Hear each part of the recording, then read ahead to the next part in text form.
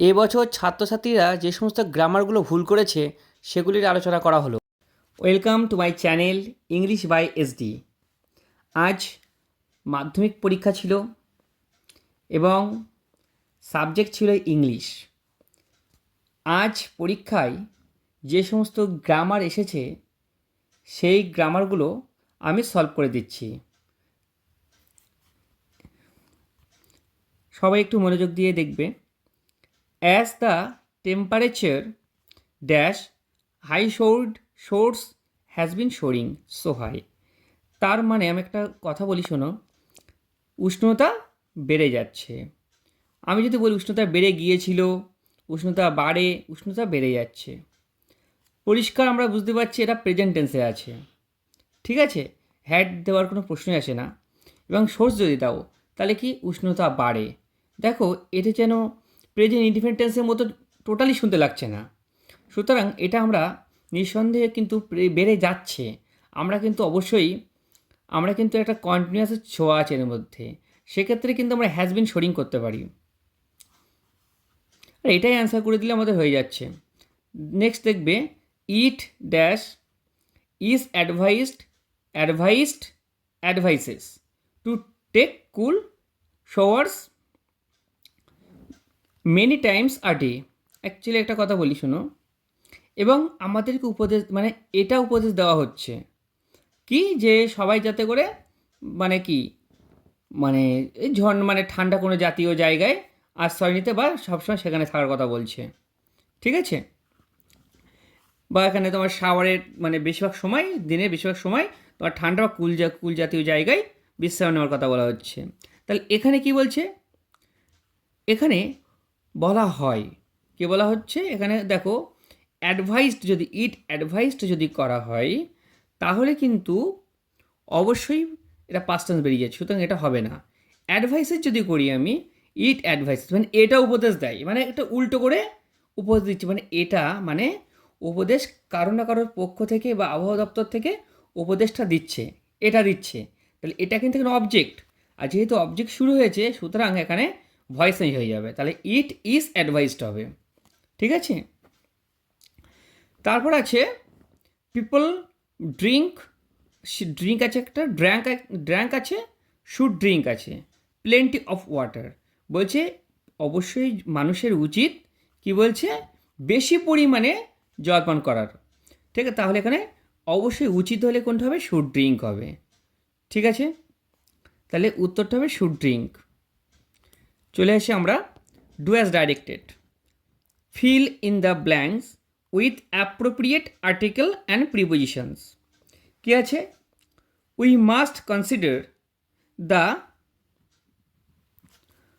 Unemployment. আমরা অবশ্যই কিন্তু এটা কিন্তু স্বীকার করতে হয় যে আমাদের আনএমপ্লয়মেন্টটাকে নিয়ে কিন্তু অবশ্যই আমাদের ভাবতে হবে। এটা একটা কি, আনএমপ্লয়মেন্ট যে প্রবলেমটা, যে বেকারত্ব, উইথ গ্রেট সিরিয়াসনেস, যেটা কি বলছে আমাদের ভীষণভাবে সিরিয়াসের সাথে আমাদের বিষয়টা দেখতে হবে, and try to solve it, এবং এটার সমাধান করতে হবে। দ্য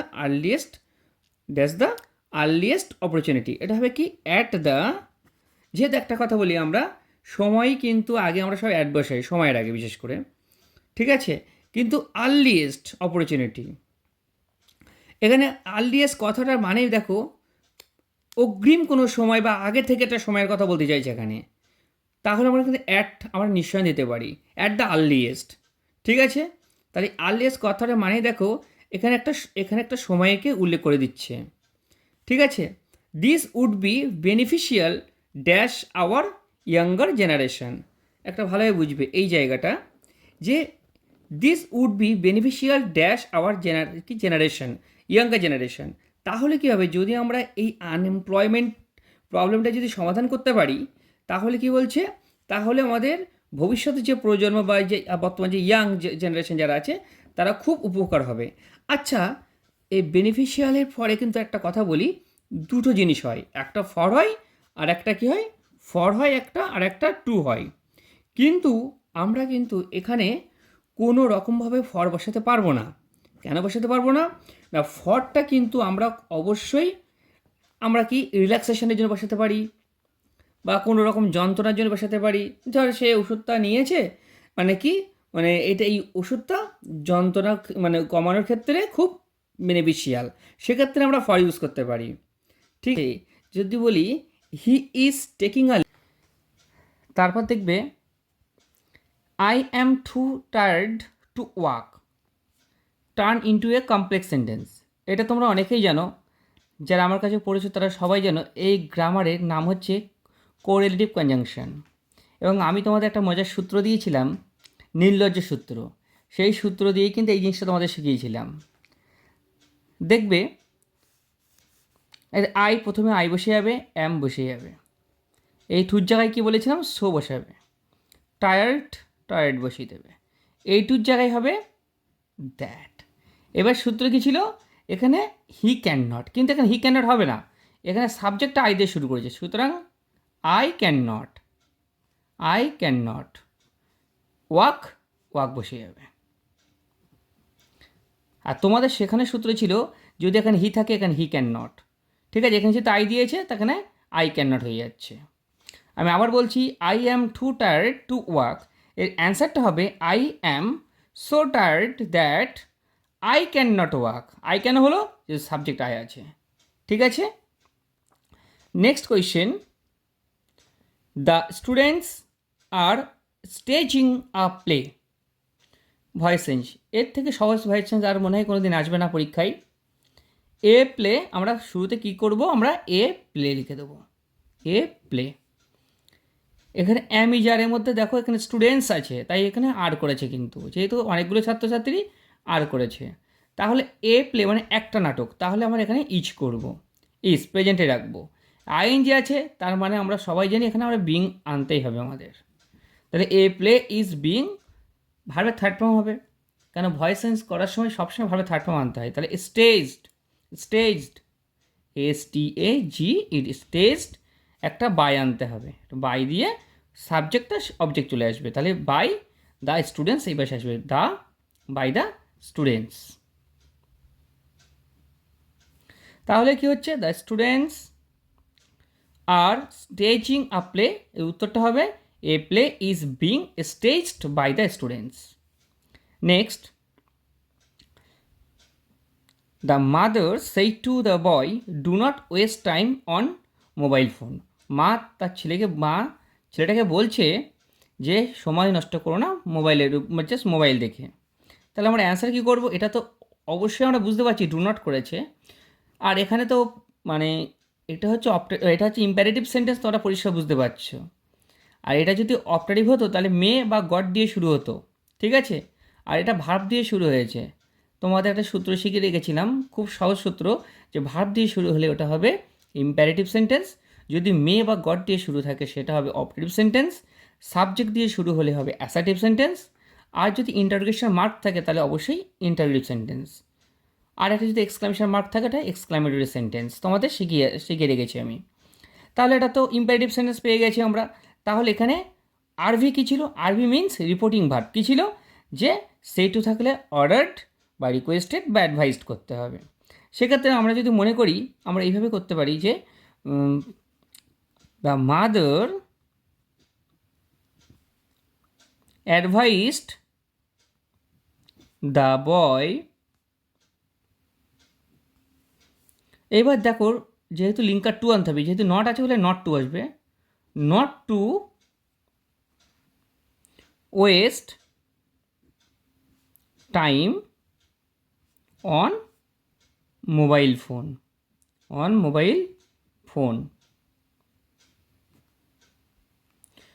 এটা কিন্তু আমরা আরেকটা অ্যান্সার করতে পারি, যদি আমরা অ্যাডভাইস না দিই কী হবে, দ্য মাদার ফরবেড দ্য বয়, তখন কিন্তু নট হবে না, কিন্তু কেন ফরবেড মানে নিষেধ করা, ঠিক আছে, তখন আমরা উত্তর কী করব, the mother forbade the boy to waste time on mobile phone. ঠিক আছে, যদি আমরা ফরবেড ইউজ করি সেক্ষেত্রে কিন্তু আমরা নট বসাতে পারবো না। ওকে, এবারে যে যে দেখো ফ্রেজাল ভাব দিয়েছে, এই ফ্রেজাল ভাবগুলো কিন্তু যথেষ্ট ভাবার ছিল। দেখো এখানে প্রথমত এসকেপ্ট করেছে। আচ্ছা, আমরা যে অপশনগুলোকে দেখে নেই, একটা পাস অ্যাওয়ে, একটা কিপ অ্যাওয়ে, আর একটা হোল্ড ব্যাক, আর একটা মেক অফ। তবে সবথেকে মজার ব্যাপার হচ্ছে মেক অফ মানেও কিন্তু পালিয়ে যাওয়া, কিপ অ্যাওয়ে মানেও কিন্তু পালিয়ে যাওয়া। তাহলে আমরা এই দুটো জিনিসটাকে কিন্তু আমরা একসঙ্গে ইউজ করতে পারবো না। সেক্ষেত্রে আমরা এই দুটোর মধ্যে আমরা কোনটাকে চুজ করব। তার জন্য আমাদের জানতে হবে কিপ অ্যাওয়ের সঠিকটা কী এবং মেক অফের সঠিকটা কী। ঠিক আছে, একটা জিনিস সবাই শুনে নাও, মেক অফটা আমরা যদি কোনো জায়গা থেকে তাড়াতাড়ি পালিয়ে যাই, বা ধরো আমাকে শাস্তি দেবে, কেউ ধরো আমাকে শাস্তি দেবে, সেই শাস্তির হাত থেকে পালিয়ে যাওয়া, এই সবগুলোকে মেক অফটা অ্যাপ্রোপ্রিয়েট হয়। ধরো সেই জায়গাটা ত্যাগ করছে, খুব তাড়াতাড়ি ত্যাগ করছে বা সেই জায়গা থেকে পালিয়ে যাচ্ছে, তখন অবশ্যই মেক অফ আনতে হবে। ঠিক আছে, আর কিপ অ্যাওয়ে, আর কিপ অ্যাওয়েটা কিন্তু অবশ্যই মনে রাখতে হবে, কিপ অ্যাওয়ে কিন্তু কোনো রকম কোনো জায়গা থেকে পালিয়ে যাওয়া না, বা কোনো শাস্তি থেকে পালিয়ে যাওয়া না। ঠিক আছে, কিপ অ্যাওয়ে হচ্ছে কোনো ব্যক্তির কাছ থেকে পালিয়ে যাওয়া অথবা কোনো জিনিসের থেকে পালিয়ে যাওয়া। অর্থাৎ এই কিপ অ্যাওয়ে হচ্ছে পালিয়ে যাবে হবে from someone or from something. ঠিক আছে, কি হয় সামওয়ান নাই সামথিং, মানে কোনো জিনিস অথবা কোনো ব্যক্তি থাকবে, সেখান থেকে পালিয়ে গেলে তখন হবে কিপ অ্যাওয়ে। আর আমরা প্রশ্নে কিন্তু দেখেছি ওখানে কিন্তু এখানে অর্নামেন্টস কথাটা উল্লেখ করা ছিল, কিন্তু এসকেপের পরে কিন্তু অর্নামেন্ট মানে কিন্তু অলংকার, আর অলংকার কিন্তু সামথিংয়ের মধ্যে পড়ে যাচ্ছে, কোনো জিনিসের মধ্যে পড়ে যাচ্ছে কিন্তু। সুতরাং আমরা নিঃসন্দেহে কিন্তু আমরা কেপ্ট অ্যাওয়ে লিখতে পারি, কারণ এটা পাস্টে আছে, তার জন্য আমরা কেপ্ট করব। হ্যাঁ, কেপ্ট অ্যাওয়ে করব। আমি আবার বলছি, মেক অফ মানেও পালিয়ে যাওয়া, কিপ অ্যাওয়ে মানেও পালিয়ে যাওয়া।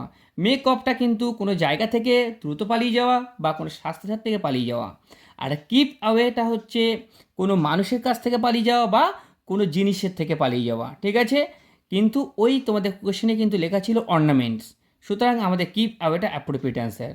ওকে, আছে ডায়েট মানে মারা যাওয়া, এটা তোমরা সবাই জানো কম বেশি, পাস্ট অ্যাওয়ে মানে মারা যাওয়া। যেহেতু পাস্টে আছে ডায়েটটা, তাহলে আমরা কি করব, PASSED, পাস্ট অ্যাওয়ে। হাইট মানে লুকানো, এটা তো প্রেজেন্টে ছিল, প্রশ্নে মাস্ট ছিল, মানে ভার্ব ওয়ান আছে এটা, তাহলে হোল্ড ব্যাক বসে যাবে, এখানে কী হবে, হোল্ড ব্যাক। অর্থাৎ মাই ডিয়ার স্টুডেন্টস, যদি যদি এই গ্রামারগুলো থেকে যদি কোনো কিছু নতুন কিছু শিখতে পারো, তাহলে অবশ্যই করে এই চ্যানেলটি সাবস্ক্রাইব করো এবং